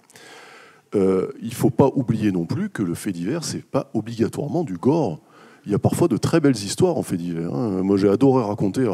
C'est pas une histoire extraordinaire, mais j'ai adoré raconter. Il y a pas plus tard qu'une semaine, l'histoire d'un perchman qui a sauvé un mec. Le mec prend la perche, il a 68 ans, il fait 10 mètres, bam, carabo par terre, il fait un malaise cardiaque. Le perchman l'a sauvé. Bon, il l'a sauvé parce qu'il lui a fait son message cardiaque. C'est du fait divers que de faire ça, hein, parce que qui va te raconter l'histoire, tu tires le fil, parce que c'est les secours en montagne qui, eux, nous continuent à nous parler. Donc, les secours en montagne te racontent l'histoire, mais eux, ils sont arrivés qu'après. Hein, parce que l'hélico est arrivé, le mec était déjà, il avait déjà retrouvé la vie. Et moi, parce que je suis localier, parce que je suis pas justement... Je connais le chef pisteur de la station parce que par ailleurs, pour tout vous dire, il est artisan sur bois. Chef pisteur, ça fait pas vivre toute l'année. Hein, donc par ailleurs, il est artisan sur bois, il fait des trucs super. Donc j'ai déjà fait des papiers et tout. J'ai raconté, j'appelle Simon, qu'est-ce qui s'est passé avec ton gars là? Ah oui, il raconte. Enfin, c'est aussi ça le fait divers. Il faut pas voir le fait divers uniquement par le prisme du sang, des têtes coupées, du massacre et des gens qui pleurent. Hein, donc, on va des fois, il y a des gens qui circuler le micro. Il y avait madame, il y a ce monsieur. Oui, je vous remercie. Moi, je suis psychiatre et je suis vraiment très intéressée par tout ce que vous dites. Et bravo pour vos formations qui me paraissent très intéressantes. Alors, moi, je voulais juste vous souligner un petit aspect. Par exemple, après l'histoire de Samuel Paty, il y a eu énormément d'enseignants qui ont décompensé. Et qui ont décompensé parce qu'ils avaient eu des traumatismes dont ils avaient plus ou moins conscience, quelquefois des années auparavant, qui allaient très bien, qui enseignaient normalement et tout. Samuel Paty, plouf! Et ces gens-là, eh ben, quand ils s'effondrent après plusieurs années, eh ben, ils mettent beaucoup, beaucoup de temps à s'en remettre. Alors, le syndrome post-traumatique survient en fonction de l'intensité du traumatisme, qui n'est pas forcément l'intensité du fait divers. Parce qu'il y a des faits divers très gore qui ne vont pas forcément entraîner de syndrome post-traumatique chez des gens qui n'ont pas un profil à avoir un syndrome post-traumatique, qui dépend aussi de la personnalité des gens. Alors moi, là, la petite chose à laquelle je voulais vous sensibiliser, c'est qu'il y a beaucoup de gens qui, après avoir été choqués par un événement, disent « mais non, je suis fort, ça va très bien ». Alors ça, malheureusement, c'est très souvent des gens qui se disent « mais non, allez, c'est rien, il faut que je surmonte ça, je vais me secouer, et puis tati, tata ». Et alors, vous avez ces gens-là, il faut quelquefois se battre avec eux pour prendre au sérieux ce qui leur est arrivé. Et contre leur gré, quelquefois, on leur dit « mais non, il faut que tu ailles faire une déposition, il faut que tu en parles ». Alors, vous disiez tout à l'heure, parler à un maximum de gens et faire des dépositions et porter des plaintes, etc. Et plus la prise en charge sera rapide, juste après ce qui s'est passé, et pris au sérieux, très au sérieux, et meilleur sera le pronostic. Et parler, c'est important, mais écouter aussi. Et c'est bien que dans des rédactions, des gens soient formés comme référents pour écouter les autres, écouter les collègues et pouvoir remonter ça, par exemple, aux managers quand les managers ne sont pas en position d'écoute eux-mêmes. Je voulais juste ajouter, et j'adhère à 1000% à ce que vous dites, on a maintenant de plus en plus d'aide psychologique, de prise en charge psychiatrique même. Hein. Moi, ça m'est arrivé, j'ai fait un syndrome post-traumatique après le Rwanda, la guerre du Rwanda, et j'ai été prise en charge via ma rédaction. Et c'était vraiment fantastique. Et effectivement, vous avez raison, il faut parler. Et ça, je fais référence aussi aux attentats de 2015. Il y avait non seulement, bien sûr, les cellules psychologiques et psychiatriques destinées, bien sûr, aux proches des victimes, mais il y avait également une prise en charge exceptionnelle des gendarmes, des pompiers, enfin des primo-intervenants, et des journalistes. On va faire circuler le micro. Un étudiant de Bordeaux, je crois. Bonjour, vous avez parlé en début de conférence brièvement de faits divers dans des quartiers et de leurs habitants qui du coup en ont marre qu'on parle d'eux pour des choses uniquement négatives ou malheureuses. Et je me posais la question, du coup, comment on parle de ces quartiers qui ont une situation quand même particulière sans tomber dans la discrimination positive, mais sans non plus les enfoncer le clou en parlant que du négatif de ce qui se passe dans ces milieux-là. On sort un peu du domaine du fait divers, en fait. Justement, moi, je ne suis pas fait diversier, je suis localier, je parle de tout, mais c'est pas le fait diversier, enfin sous ton contrôle, hein, qui va s'occuper de donner la vision positive du quartier. Ça va être le localier dans la pièce à côté de la rédaction qui va faire un sujet sur telle association soit d'inclusion ou alors qu'il y a des activités on dirait presque banales, mais qui font le quotidien de la presse régionale. Voilà, on en parle tous les jours de ce qui peut se passer dans la vie courante. Ça va du club de macramé et on en parle. Et il faut continuer à en parler. C'est très important justement.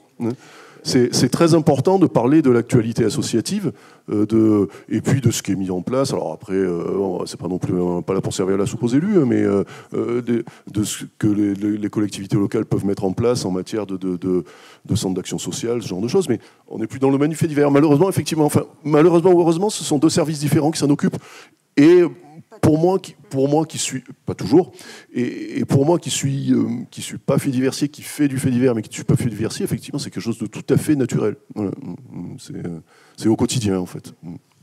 C'est vrai que c'est tout à fait juste. Moi, en fait, en tant que fait diversière, chroniqueuse judiciaire, quand j'ai parlé des quartiers, quand je vais y aller, malheureusement, c'est lié à ma rubrique, à la matière que je traite. Donc c'est vrai que, voilà, nous, sur l'agglomération de Tours, on a 3 QRR, 3 quartiers de reconquête républicaine. Rien que ça, je vous laisse apprécier le nom. Déjà, le jargon, déjà à peine stigmatisant. Et donc, c'est vrai que voilà, nous, quand on a affaire à ces quartiers-là, c'est par exemple en comparution immédiate, parce que tous les petits dealers, c'est facile de les attraper, et donc c'est dans ces quartiers-là. Et donc c'est vrai que dans les pages du journal, forcément, conséquemment, on parle plus de ça. La vraie question qu'on a eue, nous, c'est après les émeutes. En juin 2023, parce que là, Tours, on a quand même été très impacté. On n'était pas habitué à un tel niveau de violence comme on peut le voir dans des villes un petit peu plus importantes. Nous, à Tours, ça a quand même été vraiment très, très, très brutal. Place de la Liberté, on a des commerces qui ont été complètement détruits, des gens vraiment très traumatisés, au point où les forces de l'ordre même n'ont pas osé y aller. En fait, ils ont attendu jusque ça brûle, même les pompiers. Ça a été assez fou, quoi. Et je sais que pour les confrères qui y sont allés, ils en sont revenus très marqués, quoi. Et donc c'est vrai qu'on a eu cette discussion après dans la rédaction, donc ça allait au-delà des faits divers, très honnêtement, mais de se dire, voilà, comment on fait en fait ? Est-ce que nous aussi de se remettre en question ? Est-ce qu'il y a un lien qu'il faut rétablir ? Comment on en est arrivé là aussi ? Donc c'est quelque chose qu'on a vraiment mis en place. On a fait au maximum à travers justement les travailleurs sociaux, les médiateurs aussi beaucoup qu'il y a dans les quartiers, parce que eux ils maîtrisent le territoire, eux ils connaissent en fait. Et je pense qu'il faut pas y aller en conquérant, en disant bon allez, comme vous avez dit en mode positif, on va absolument y aller comme ça. Non, ça marche pas non plus en fait. Il faut écouter les acteurs locaux qui sont là au quotidien. Et on a eu le cas aussi avec la fusillade à Poitiers qui est sur le territoire de la Nouvelle République, où justement il y a ce jeune qui a été tué justement en lien avec le trafic de stupéfiants, et on voit l'émotion que ça a suscité dans le quartier. Et là où c'était le plus important, c'était d'aller dans le centre social, où là les gens, eux, ils sont en première ligne au quotidien avec la population, et c'était eux qu'il fallait entendre et faire après remonter justement les informations intéressantes. Mais malheureusement, oui, c'est pas la police justice qui peut traiter ça. Moi, je vais faire une petite anecdote qui relie le quartier aux faits divers. Donc, mon journal Le Petit Bleu décide de faire une campagne de sensibilisation et on décide d'aller voir la population. Et on va dans les quartiers. C'était le quartier Montanou. On frappe aux portes. Toc toc, bonjour, comment ça va ? Ça va, vous connaissez Le Petit Bleu ? Et donc, quelqu'un ouvre la porte et c'était un Agenais qui avait été traité dans le fait divers et il n'avait de cesse que de taper sur le journaliste fait diversier pour régler ses comptes en direct. Donc effectivement, la relation fait divers quartier, elle est pas facile à traiter. Encore une dernière question. Ah pardon. Et je voudrais surtout parler d'un fait divers qui est survenu dans la vallée de la Maurienne. Le portail. Et on ne se quitte pas sans ce fait divers. Oui, bonjour, moi je m'appelle Juliette, je suis à l'école de Grenoble qui est située à Échirolles et j'ai une question pour Frédéric. Et il me semble que vous avez travaillé à la rédaction de Grenoble du Dauphiné libéré. J'ai pu fact-checker cette information qui est présente sur votre LinkedIn. Donc vous êtes journaliste depuis 40 ans. Est-ce que vous avez vu une évolution du traitement médiatique du Dauphiné lié aux faits divers sur les trafics de stupéfiants ? Bien que journaliste au Dauphiné libéré, depuis effectivement 40 ans, j'ai fait un bref passage à la rédaction de Grenoble en 1984 et depuis je n'y suis pas retourné. Donc je ne suis pas forcément la meilleure personne pour répondre à ta question, si je peux me permettre. Hein. Donc je ne suis pas du tout un spécialiste du trafic des stupéfiants. Mes collègues faits diversiers de Grenoble auraient sans doute beaucoup plus à dire. Mais d'une manière générale, parce qu'il ne faut pas éluder la question, le traitement de la question du trafic, elle évolue avec le trafic lui-même. On peut plus, on voit bien. Moi, je suis pas originaire ni du Dauphiné ni de la Savoie. Je suis originaire du Midi, des Bouches-du-Rhône, près de Marseille. Et on voit bien que les truands d'aujourd'hui, enfin les trafiquants d'aujourd'hui, sont plus du tout ceux d'hier. Moi, quand c'est un nom qui parlera vraiment aux plus anciens, mais quand Mémé Guérini a été assassiné, moi j'avais 4 ans, c'était des truands qui n'auraient jamais imaginé qu'un civil, comme on dit, puisse être impliqué dans une fusillade ou quoi que ce soit, qui n'auraient jamais imaginé qu'on puisse s'en prendre à un flic ou à un juge. Et tout ça, ça a beaucoup évolué. Et le traitement, il a évolué comme ça. Le traitement du fait divers, aujourd'hui, on voit bien que ça s'est à la fois beaucoup internationalisé, mais ça s'est diffusé. Ça s'est diffusé, c'est devenu beaucoup plus difficile à traiter à mon sens que ça l'était il y a 40 ans. Y compris d'ailleurs, parce que je pense qu'aujourd'hui, un journaliste, y compris du Dauphiné libéré, pour un trafiquant à qui on aurait fait de l'ombre ou qu'on aurait mis en colère, ça va être une cible. Alors qu'il y a 40 ans, les bandits corses de Marseille, ils n'auraient jamais imaginé pouvoir s'en prendre à un journaliste, même qui aurait écrit quelque chose de désagréable sur eux. C'était totalement impensable. Ils avaient leur monde, et après, il y avait le monde des gens bien, des gens honnêtes. Voilà. Je ne sais pas si ça répond à ta question, mais c'est ce que je peux dire. Juste un mot sur Grenoble. Vous avez tous vu évidemment ce qui s'est passé hier matin sur l'autoroute A41. C'est quelque chose. Le grand banditisme a toujours existé. Les mitraillettes et tout ça, ça a toujours existé. Mais pour resituer Grenoble, c'était l'époque de Mémé Guérini à Lyon, Marseille, Mémé Guérini, les Ampas, les Ampas. Enfin bref, toutes ces bandes-là, effectivement. Ah ben voilà, encore un qui va en boîte de nuit. Et en fait, il y a une graduation. On parle aujourd'hui beaucoup des narcotrafiquants, et à raison, parce que la mocromafia est en train de descendre en France, mais il y a toujours eu le grand banditisme, et comme le disait Frédéric, il ne touchait pas aux journalistes. Ce qui s'est passé hier matin sur la 41, c'est un cran encore au-dessus. Et c'est vrai que je pense que les journalistes du Dauphiné libéré ont dû avoir les bras qui leur tombaient, parce que c'est complètement fou, et c'est inquiétant. Pour vous, jeune génération de journalistes, c'est passionnant. Allez, une dernière question, parce que là, on va dépasser le temps imparti.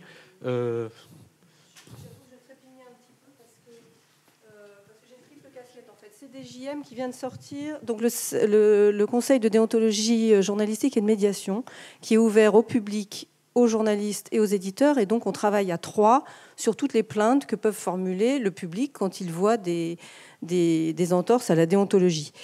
Donc on a sorti à l'intention des journalistes des préconisations sur le traitement des faits divers qui est un peu nos chartes de déontologie appliquées. Ce que j'aurais voulu dire, c'était en fait au début, j'aurais aimé parce que vous avez de manière très intéressante soulevé la question des sources. Par ailleurs, moi je travaille depuis 18 mois sur le fait divers et le traitement médiatique du fait divers du point de vue de la déontologie pour Arrêt sur Image, donc il y a un site de décryptage de l'actualité ou plutôt de la fabrique de l'information. Et je suis effarée, parce que par ailleurs j'ai 30 ans de Ouest France derrière moi et du fait divers. Et je vois surtout que, alors il y a tout le discours de la sphère Bolloré, et soyons très clairs, et ne nous laissons pas collectivement abuser. Je suis un petit peu émue parce que c'est les derniers échanges. Oui, il y a du narcotrafic. Non, la délinquance n'a pas augmenté récemment en France. La France n'a jamais été aussi peu violente que depuis 40 ans. Il faut qu'on regarde les statistiques, nous, journalistes. Il faut qu'on regarde les statistiques qu'il y a au ministère de l'Intérieur et au ministère de la Justice. La jeunesse n'est pas plus violente, elle est moins violente. Je vous renvoie à une chronique, j'ai bossé une semaine là-dessus. Non, la jeunesse est moins violente aujourd'hui qu'hier. Il n'y a que 1% des mineurs qui sont emprisonnés. La proportion des personnes emprisonnées, c'est 1% aujourd'hui. C'était 2% dans les années 80, par exemple. Voilà, c'est tout, je m'arrête là. Pour l'exemple, c'est juste pour fonder un peu mon truc. Et juste sur les sources, moi, ce que je m'aperçois que les dérapages qu'on a tous avec la déontologie et que j'ai très bien pu faire aussi, s'il n'y avait pas une résistance de tous les instants, c'est ces micro-dérapages dont vous avez parlé pour ce malheureux épisode de la fin février à Tours. C'est-à-dire que on n'a pas le temps, Et là, c'est aussi la casquette de syndicaliste qui a défendu les conditions de travail. Les conditions de travail, il faut que vous vous battiez tous, si je m'adresse aux jeunes journalistes, pour les préserver. C'est parce qu'on n'a pas le temps de bien relire un titre qu'on se gourre pour Dupont de Ligonnès. C'est parce qu'on n'a pas le temps de se poser la question, mais au fait, j'en ai rien à faire que la procureure, elle me dise qu'il n'y a pas de piste terroriste. Voilà, là c'est aussi au niveau du SR si c'était une dépêche AFP. C'est les massages prodigués pour la Saint-Valentin à Toulouse dans une maison d'arrêt. Mais toute la presse a repris ça. C'est faux. Il n'y a que un média local, en l'occurrence France 3 Occitanie, qui a débunké le truc en disant non, un, il n'y a pas eu de massage, deux, c'était pas pour la Saint-Valentin, c'est juste tombé le 14 février. Mais comme Gérald Darmanin a fait son petit discours après sur le scandale des activités ludiques, ce qui, par ailleurs, en dit long sur la connaissance du milieu carcéral et de la politique carcérale en France pour le garde des Sceaux, bref, tous les journaux ont repris dans l'affaire des massages prodigués pour la Saint-Valentin à la prison de Toulouse, virgule, le garde des Sceaux a. Voilà, on est tous tombés dans le piège. Donc c'était juste pour alerter sur nos difficultés tous les jours à bien faire notre boulot. Je voudrais pas qu'on se sépare avant que Frédéric nous... Ah oui, pardon, une réponse. Oui. Une précision. Alors, chers consoeurs, s'il vous plaît, je voulais apporter je voulais apporter quelques précisions parce que je fais de la chronique judiciaire toutes les semaines, presque tous les jours, et je suis assez étonnée je ne sais pas quelles sont vos sources, mais pour travailler très régulièrement avec Dominique Simoneau, la contrôleuse générale des lieux de privation de liberté, la délinquance des mineurs a augmenté de façon absolument complètement dingue. Pardon ? Ah ben non, mais enfin, la délinquance, le délictuel mène, hélas souvent, au criminel via la prison, via les séjours en prison. Donc ça, c'est le premier point. Dire que la délinquance est en baisse depuis 40 ans, c'est pas possible. Non, les chiffres sont là. Non, mais l'expérience. Enfin, si vous faisiez de la correctionnelle et des assises et de la cour criminelle, eh ben oui, mais enfin, je veux dire, c'est pas possible. Attendez, je vous propose de poursuivre, de recadrer le sujet et de discuter. Non, parce que c'est hyper important, effectivement, mais on ne va pas le résoudre en 5 minutes, là, ce sujet. Un dernier fait de société qui n'est pas un fait divers, qui s'est passé en Savoie. Je laisse Frédéric nous en parler. Oui, alors j'ai déjà beaucoup parlé, mais ça m'embête un peu de conclure, mais je le fais parce que c'est un truc complètement ahurissant qui s'est passé. Il faut recadrer Saint-Jean-de-Maurienne, 8000 habitants. Hein. C'est pas une métropole. Hein.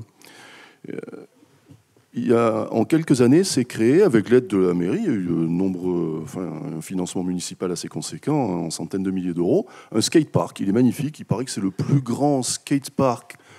Comme on dit maintenant, DIY, c'est comme ça, do it yourself, quoi. Ouais, voilà. C'est le plus grand skatepark do it yourself d'Europe. C'est ce qu'on m'a dit. Je suis pas allé vérifier. Hein, je ne vais pas faire le tour de l'Europe pour ça.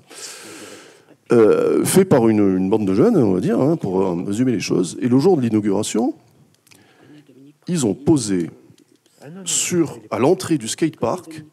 Alors là, justement, si on pouvait, mais je ne sais pas si ça peut marcher, sur ma clé. Voilà, il y a un truc qui s'appelle Tour, et dedans, il y a un truc, une skatepark, un machin comme ça. Oui, ben voilà, ouais, sauf que ça ne s'affiche pas. Bon. Ouais, bon, mais c'est pas grave. Alors, imaginons. Imaginons, je vais le décrire. Hein, vous voyez les skateparks, et à l'entrée du skatepark, un portail.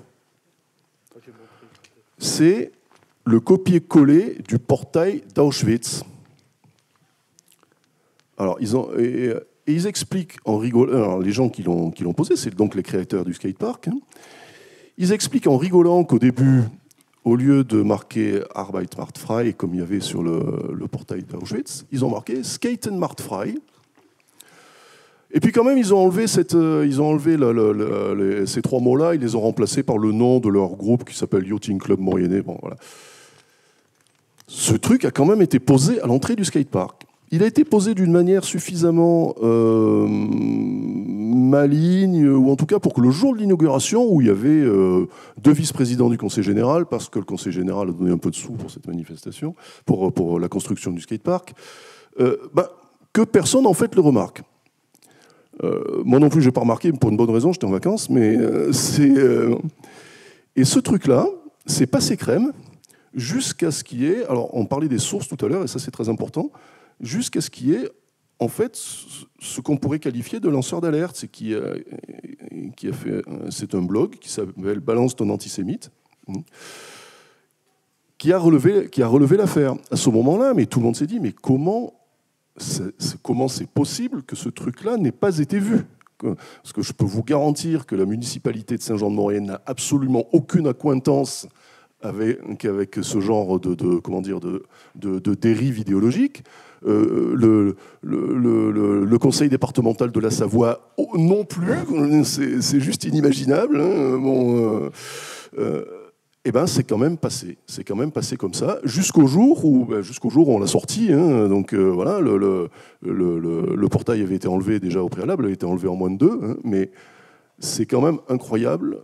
Et là, on est aux frontières du fait divers et du fait de société. À mon avis, il y a une qualification pénale là-dedans. On pourrait le retrouver si on cherchait. Je ne pense pas que le procureur va poursuivre, parce que bon, ça serait aussi jeter de l'huile sur le feu quelque part. Hein. Mais c'est totalement incroyable. Et ce qui est encore plus incroyable, c'est que le gars, je ne vais pas citer son nom, je n'ai pas envie de lui faire de la pub, mais enfin, ceux qui ont envie de voir, ils iront lire l'article dans le journal, c'est que le gars, aujourd'hui, aucun retour sur ce qu'il a fait. Il continue à dire non, mais c'est le monde du skate, nous, on est une bande de jeunes, on rigole, on déconne. Voilà. Alors après, il y a derrière un petit peu d'idéologie. C'est un gars qui... voilà, il est dans la logique, oui, Hamas, mouvement de résistance. Enfin bon, voilà. Mais voilà, c'était pour illustrer le fait que le fait divers, c'est pas forcément, je pense pas qu'il y aura une qualification pénale qui sera retenue, parce que peut-être que parfois aussi la justice peut faire abstraction de sa présence, hein, peut dire bon allez, on laisse filer, on va pas jeter de l'huile sur le feu. Mais voilà, on est aux frontières du fait divers et du fait de société. C'est absolument incroyable que dans une petite ville sans histoire comme ça, où il n'y a absolument aucun problème d'intégration, aucun problème de... Je vais employer des grands mots, mais de racisme, tout se passe très bien. On arrive à des choses pareilles. Moi, j'aurais jamais imaginé, en arrivant il y a 30 ans à Saint-Jean-de-Maurienne, qu'un jour, je pourrais voir ça dans ma ville. C'est ma ville aujourd'hui.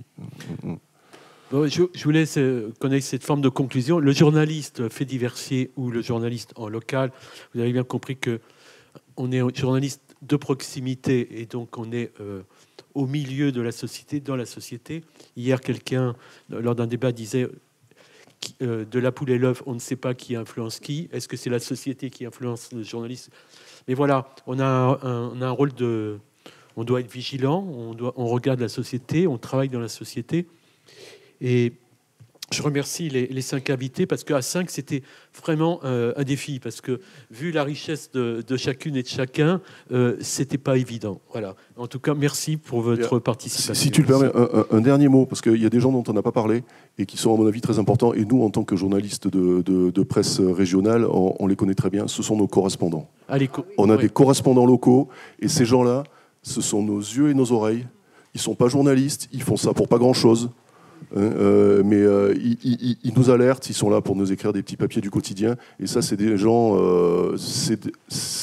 absolument irremplaçables, et ça nous renvoie. Moi je dis toujours à mes jeunes journalistes stagiaires qui arrivent, la première qualité du journaliste c'est être humble, et de voir le travail que font les correspondants locaux de presse pour 3 fois rien, je vous garantir que leurs honoraires c'est peanuts, donc c'est hyper important et ça nous renvoie à l'humilité nécessaire qui est, à mon avis, le fondement de notre boulot. Voilà. Vive le fait divers, vive la locale.